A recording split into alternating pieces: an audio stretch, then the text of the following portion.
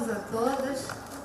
Em primeiro lugar, eu quero agradecer a Deus por estarmos aqui, quero agradecer pela oportunidade de voltar frente, aqui pela terceira vez e quero iniciar cumprimentando o Antônio Toniello, filho, presidente do Centro Nacional das Indústrias do Setor Sucro-Alcooleiro.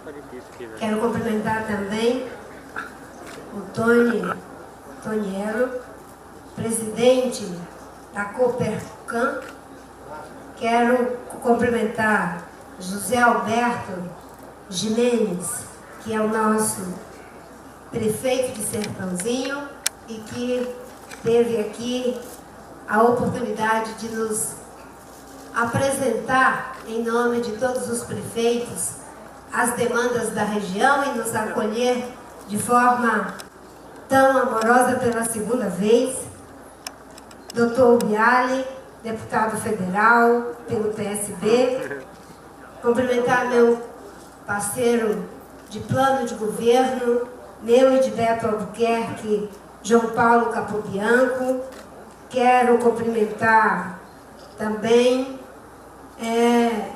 a todos os parceiros de mesa que nos acompanham nesse momento e citar aqui o Plínio e o William, que são dois colaboradores com os quais a gente pode contar em relação à questão da indústria para o setor sucro-alcooleiro e para o etanol de um modo geral. E cumprimento também a todos os nossos candidatos, na pessoa do jovem José Gustavo, que participantes desse importante evento, que daqui a pouco vamos ter a oportunidade de falar todos, de unir o Brasil em torno de objetivos maiores que nos leve a ser um país economicamente próspero, socialmente justo, politicamente democrático, culturalmente diverso e ambientalmente sustentável. Nós temos as diretrizes do nosso plano de governo, que será lançado, e eu e Beto estamos juntos nessa caminhada, contando sobretudo com o apoio dos brasileiros e das brasileiras que já não aguentam mais ver o atraso da política ceifar até as conquistas que alcançamos a duras penas.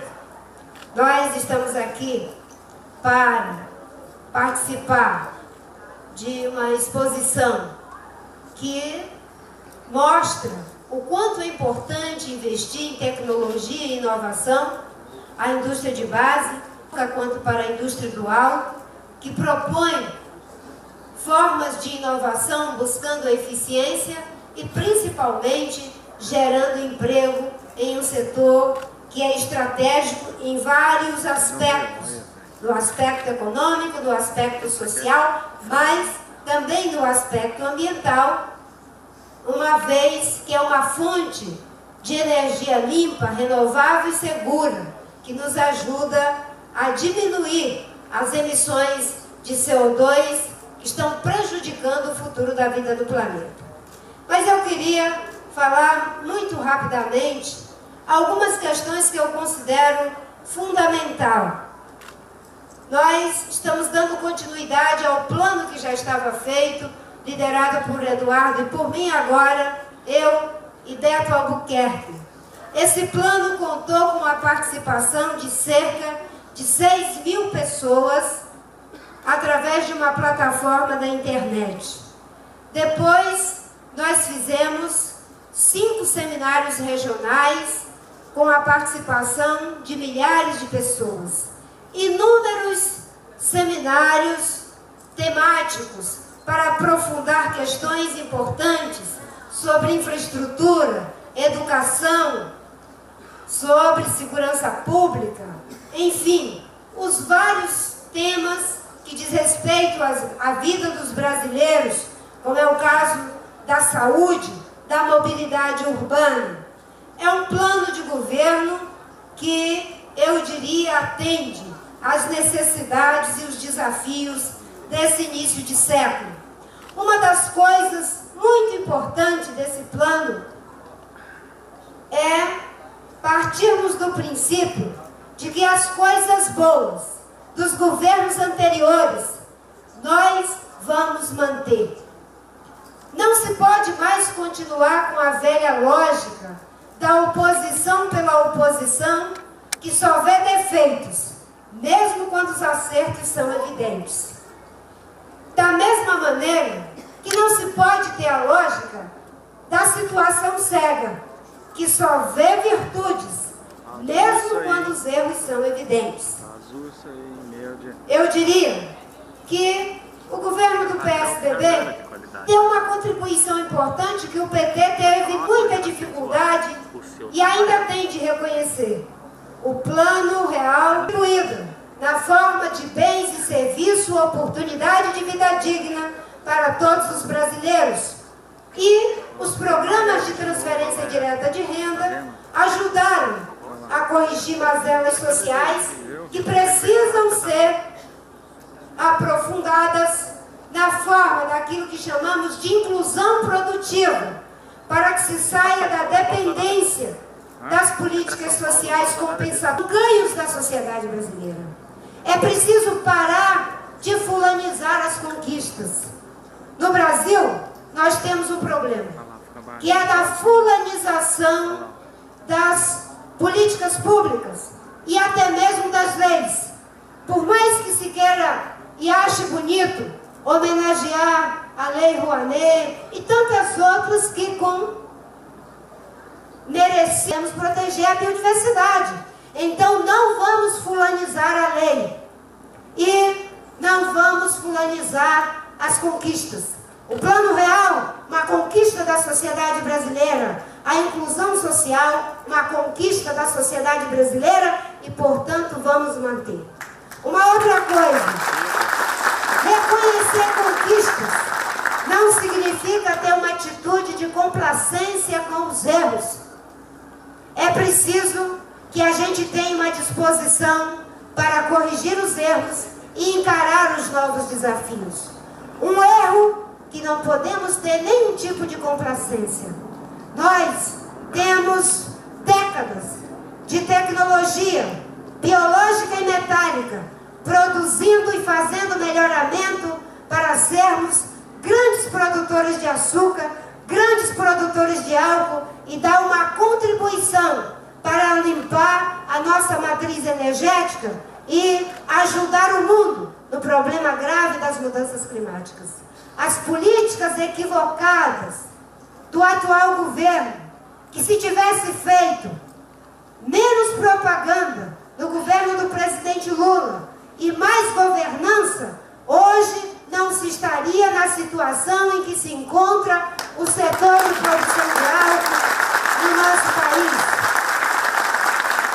Cerca de 70 usinas foram fechadas, 40 em processo de recuperação judicial, milhares de empregos sendo perdidos, prejuízos para o equilíbrio ambiental, descrença naqueles que acreditaram no governo e procuraram se ajustar para produzir com sustentabilidade econômica, social e ambiental.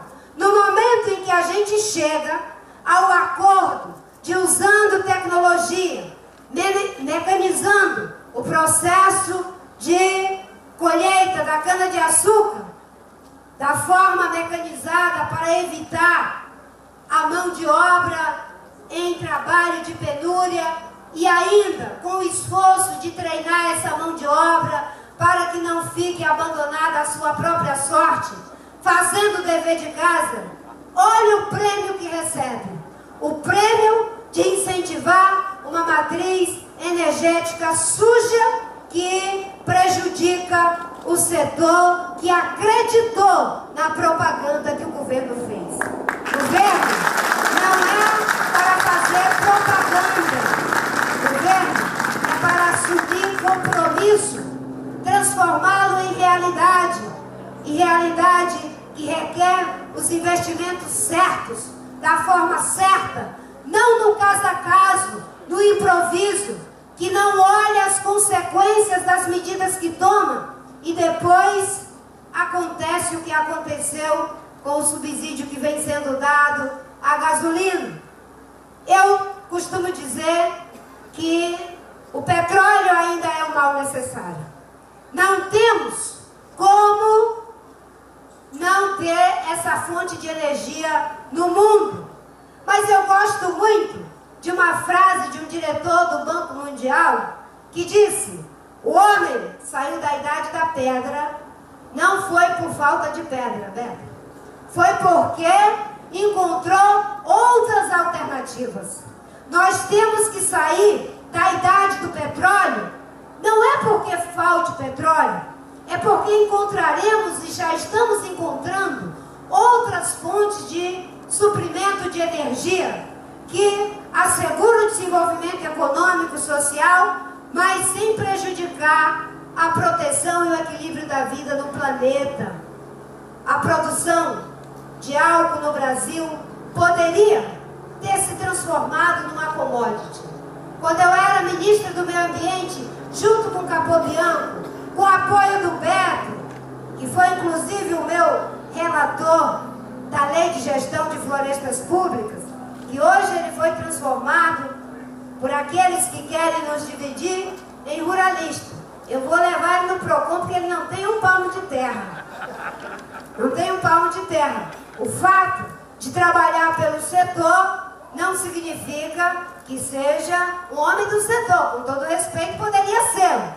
Mas temos que ter um compromisso com a verdade. E eu tenho a clareza de que nós podemos, com a boa governança, com o trabalho sério, fazer com que se tenha as fontes corretas de geração de energia para darmos esse passo. O Brasil tem a maior área de insolação do planeta. A Alemanha tem 0, nada de sol. 20% da sua matriz energética é energia solar. O que é isso? Investimento, visão estratégica. O Brasil tem grandes possibilidades de geração a partir do vento. Temos um baixíssimo investimento e ainda o pouco que temos, sequer temos as linhas de transmissão para poder utilizar essa fonte de geração. Temos um grande potencial de geração de energia da hidroeletricidade.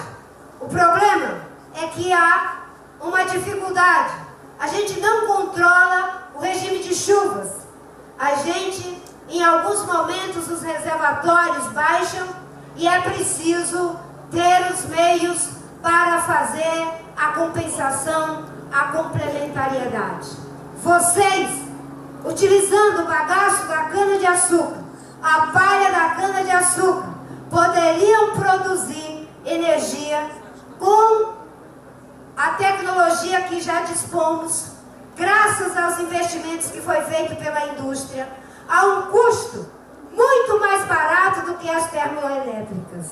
Cerca de R$200 o megawatt-hora, contra 700, 1.000 a 1.700, impedir que a gente consiga os nossos objetivos, dizendo no mundo inteiro que o nosso álcool é produzido destruindo a Amazônia. Fizemos o plano e assim foi estabelecido. A mesma forma em relação ao Pantanal. Depois que eu saí do Ministério do Meio Ambiente, mudaram essa realidade e todos vocês pagam o preço. Quando a gente sai fora do Brasil, aqueles que usam os argumentos ambientais, mas que na verdade são barreiras não tarifárias, para dizer que não pode usar o álcool como uma fonte de geração de energia para a substituição da gasolina, porque vai destruir a Amazônia. Uma outra coisa que fizemos foi a diminuição do desmatamento. O nosso país, naquela época, crescia a 3, 4%. e o desmatamento caindo 57%. Quando eu ia para os fóruns internacionais e acusavam a nossa agricultura de dumping ambiental, eu mostrava em um gráfico que a gente aumentava a produção por ganho de produtividade, que o desmatamento caía e a nossa produção aumentava. Hoje, nós temos uma realidade de crescimento baixo, desmatamento chegando a 30%, e aquilo que eles diziam não está se cumprindo. A busca pela sustentabilidade é a busca do encontro entre economia e ecologia. Eu estou dizendo isso há mais de 15 anos. O encontro entre economia e ecologia não é apenas o que não pode ser feito, é o como pode ser feito e criar os incentivos para a forma certa de fazer. A maioria das pessoas querem fazer da forma certa, querem aumentar a produção utilizando tecnologia, inovação, como vocês se esforçaram para fazer aqui, e agora vem os seus investimentos sendo quebrados por falta de visão estratégica.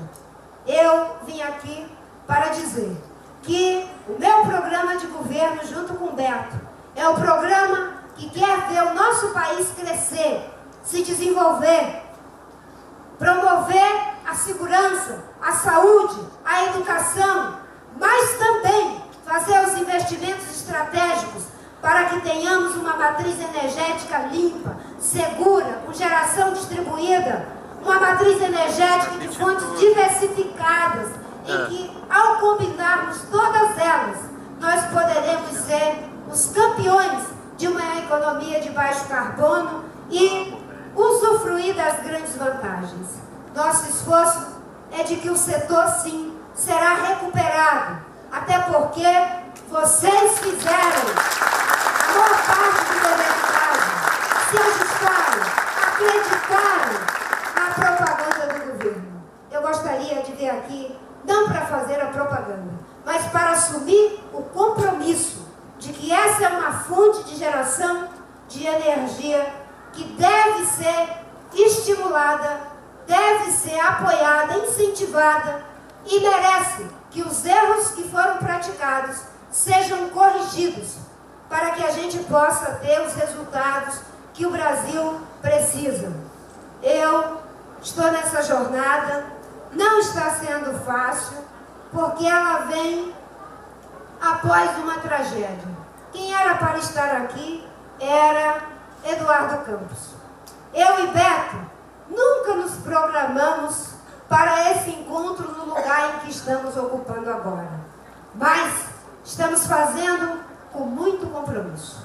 Até porque o plano foi feito com a nossa participação. O plano que foi feito, liderado por ele, é o plano que nós vamos implementar no Brasil. Mas para isso, a gente precisa ter a coragem.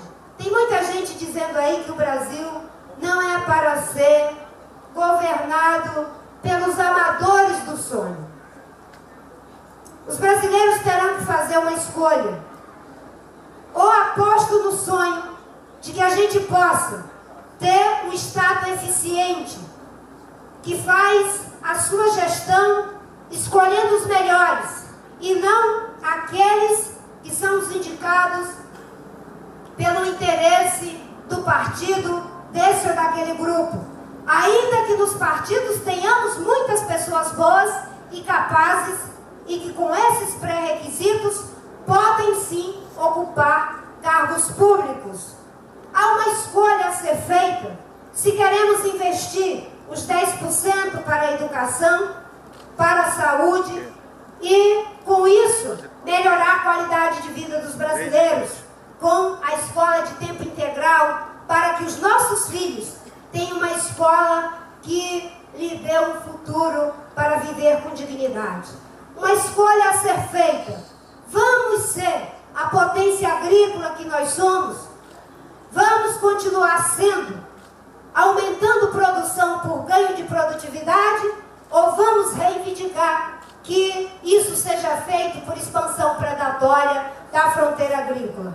Nós queremos ou não queremos os investimentos certos para que o nosso país possa ser um lugar bom de se viver para agricultores, familiares, para os empresários do agronegócio, para a indústria que está falindo, para os empreendedores sociais, para as populações tradicionais, um lugar bom de se viver.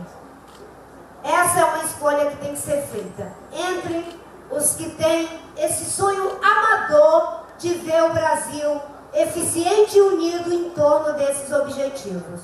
Ou se vamos continuar na mão dos profissionais das escolhas incorretas, como essa que acabamos de falar, que está prejudicando a produção de álcool no Brasil.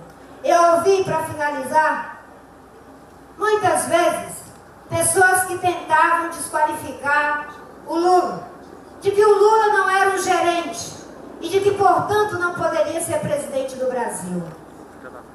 Alguns também tentaram desqualificar Fernando Henrique. É um acadêmico. Como vai ser presidente do Brasil? Não é um gerente, não é um economista. O Brasil não precisa de um gerente. O Brasil precisa de quem tem visão estratégica, de quem sabe onde quer chegar e como chegar, de quem não acha que sabe tudo e ainda sabe o resto e convida as pessoas para juntos podermos fazer as mudanças, que reúne as pessoas, os melhores das empresas, dos governos, dos movimentos sociais, das juventudes, enfim, de todos os setores para governar. Essa escolha é uma escolha que está em curso agora. E eu não tenho dúvida de que os brasileiros já escolheram a mudança. Não querem ficar na polarização PT-PSDB. Eles estão aí há 20 anos. Nós reconhecemos a contribuição dela, mas agora já estagnaram. Infelizmente. E é preciso criar um espaço onde a gente coloque a agenda certa. E ao colocarmos a agenda certa, Beto, podemos ter certeza que isso será bom para todos, inclusive para eles, porque a velha república precisa ser aposentada. Fernando Henrique ganhou e foi tutelado pela velha república. O PT ganhou e era o meu partido, foi tutelado pela velha república. Agora chegou a hora de chamar a nova república à sua responsabilidade. Se o povo brasileiro nos der essa vitória, eu tenho certeza que é mais fácil conversar com Fernando Henrique do que com Antônio Carlos Magalhães. Tenho certeza que será mais fácil conversar com Lula do que conversar com Sarney. E eu estou dizendo isso agora, chamando a nova república à responsabilidade. Porque nós queremos unir o Brasil. Não queremos o Brasil dividido. Queremos o Brasil que está unido em torno do passe livre, da educação de tempo integral, da segurança que promove a vida, da infraestrutura para o desenvolvimento sustentável, do respeito aos diferentes setores. Há um lugar para todos no nosso país, para a agricultura familiar, para o agronegócio, para as populações indígenas, para a indústria, para a economia criativa, para o turismo, para todos os setores. O problema é que nos falta visão estratégica. Quando se tem visão estratégica, contrata-se e consegue-se a colaboração dos melhores gerentes. Quando não se tem visão estratégica, não se consegue gerenciar nem a si mesmo. Eu quero ser a presidente do Brasil, para junto com os brasileiros, manter as conquistas, corrigir os erros e encarar os novos desafios. Muito obrigada.